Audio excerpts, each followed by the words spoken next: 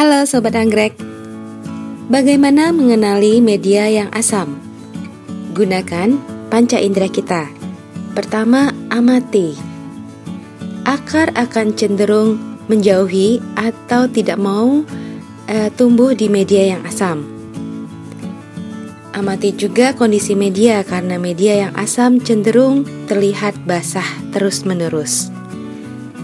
Yang kedua, raba medianya, tekan sedikit. Ini kebetulan arang ya, tapi kalau yang bukan arang ditekan sedikit akan gampang hancur. Yang ketiga, gunakan indera penciuman. Media yang asam akan berbau tidak enak, beda dengan media yang fresh. Kali ini kita akan repotting 1 onsidium saya untuk mengganti media yang asam. Ini adalah onsidium rosy sunset saya yang baru selesai berbunga. Tadi saya pikir mau bercabang tapi sepertinya tidak. Dan kalau dilihat bagian belakang, sudah ada tunas yang tumbuh menandakan dia akan mulai kembali fase vegetatif. Musim bunga telah selesai. Ya, sejak datang saya sudah merasa medianya asam karena tidak ada lagi akar yang kelihatan happy di medianya. Dan kalau boleh kita balik sedikit ke video saya repotting sesuaikan media, nanti akan saya tambahkan link di bagian deskripsi. Ada 3 alasan utama mengapa kita perlu mengganti media anggrek. Pertama, kondisi darurat. Bila anggrek tiba-tiba sakit atau akarnya pada hilang dan kita yakin masalah ada di dalam media. Yang kedua, untuk mengganti media yang sudah asam atau lapuk. Dan yang ketiga, untuk menyesuaikan media dengan iklim dan kebiasaan menyiram kita. Perhatikan langkah-langkah saya dalam video ini, karena hal kecil bisa berpengaruh terhadap sukses atau tidaknya kita repotting. Langkah pertama, rendam anggrek beserta seluruh medianya. Alasannya adalah akar yang menyerap air akan berkurang daya lekatnya terhadap media. Jadi dalam keadaan penuh air kita akan lebih mudah melepas media anggrek. Rendam selama lebih kurang setengah jam. Selanjutnya kita akan melepas medianya.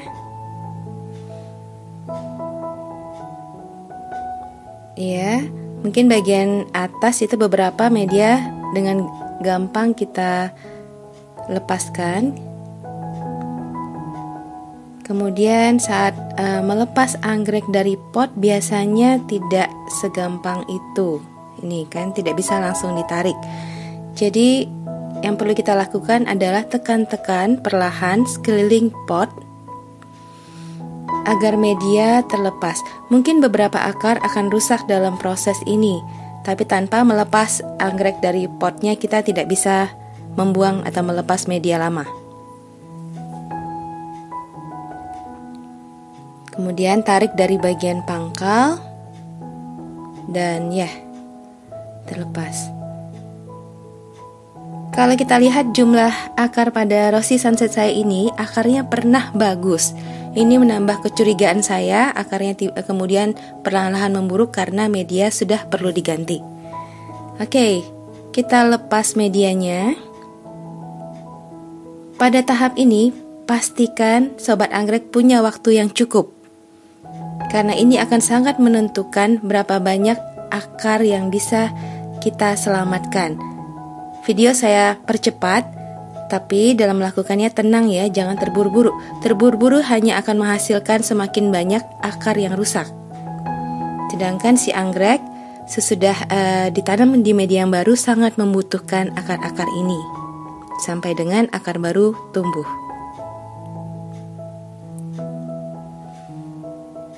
Arang termasuk gampang dilepas ya Sobat Anggrek. Ya. Nah, ini yang ingin saya perlihatkan ke Sobat Anggrek. Mengapa kita harus mengganti media? Karena kita seringkali tidak tahu apa yang ada di dalam pot kita. Kebanyakan anggrek akan seperti ini. Jadi di dalam media yang terlihat dari luar, ada media lain di pangkal di tengah-tengah anggrek. Ini adalah media pertama anggrek saat mereka dilepas dari botol. Kebanyakan nursery pada saat anggrek harus mencapai usia remaja dan perlu ganti media, hanya sekedar menempel media baru di media yang lama. Dan media lama yang memang untuk seedling memerlukan media yang lebih menahan air, itu akan semakin cepat menjadi asam dan lapuk di dalam media yang baru. Sedikit banyak saya curiga warna kehitaman pada bab saya ini, bab yang ini bab yang tua, disebabkan adanya penyakit yang masuk dari media awal, media pertama anggrek yang sudah lapuk. Oke, kita cuci, dan setelah dicuci kita akan dapat hasil seperti ini. Periksa akarnya. Sebelumnya saya mau potong sisa spike-nya. Sebenarnya dibiarkan juga tidak apa, tapi karena Oncidium tidak ada kecenderungan untuk kembali berbunga dari spike yang sama, tidak ada secondary spike, ya biasanya saya potong untuk alasan keindahan.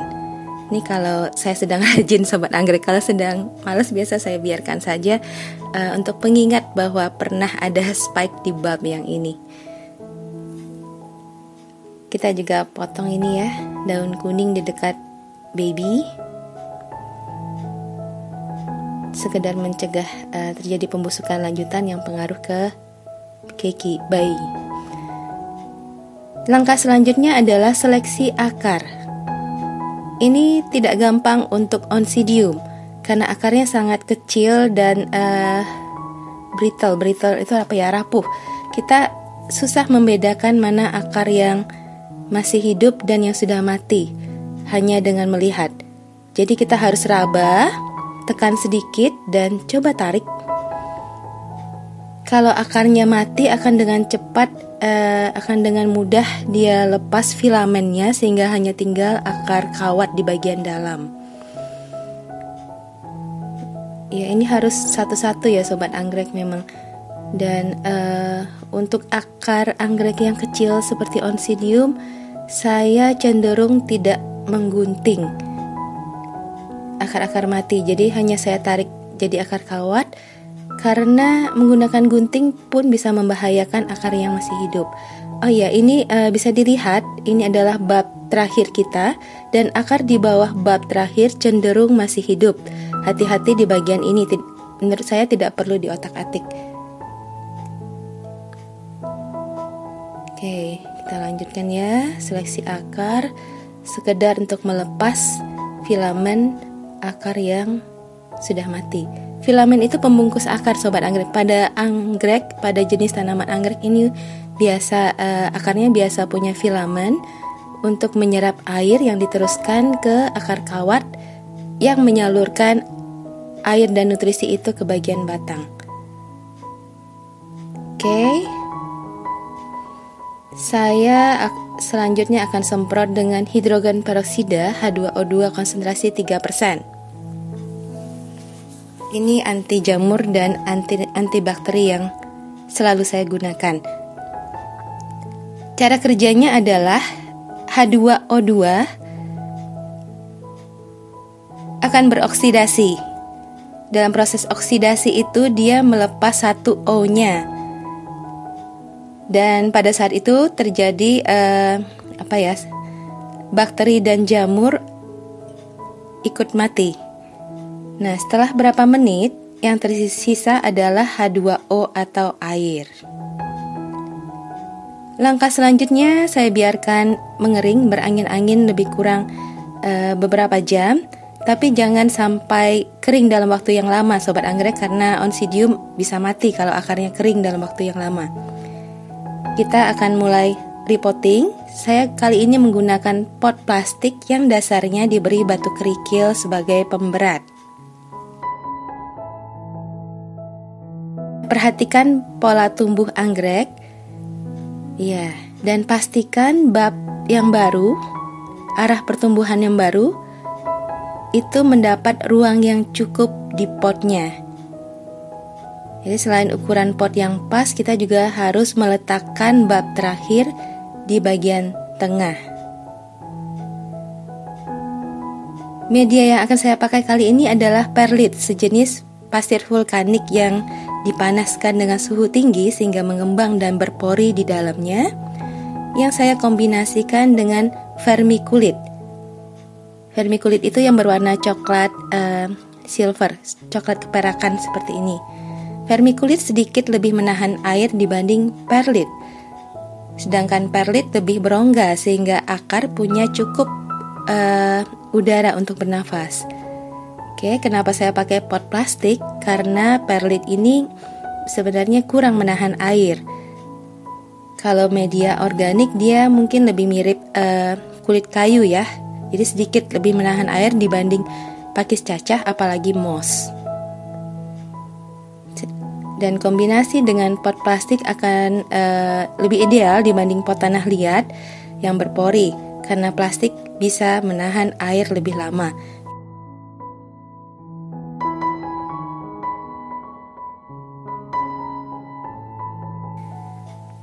Kita tambahkan media. Bila kita pakai media anorganik, bab terendam sedikit tidak apa, karena keringnya lebih rata. Ya, selesai repotting kita kali ini. Sedikit saya ingin membahas mengapa kita harus mengganti media. Rosy saya ini, saya yakini sudah terinfeksi sesuatu dari bab yang berwarna kehitaman, dan asalnya adalah dari media yang ternyata di dalamnya ada sabut kelapa yang sudah sangat asam lapuk. Bila kita perhatikan bagian daun ada bercak aneh, ini bisa saja virus. Jadi, Sobat Anggrek, jangan takut mengganti media untuk mencegah hal seperti ini terjadi. Bila kita melakukannya dengan langkah-langkah yang benar, kita bisa meminimalkan stres pada anggrek, sehingga anggrek akan tetap bertahan meskipun kita repotting. Saya Andari, semoga video ini bermanfaat, dan sampai jumpa di video teras anggrek berikutnya.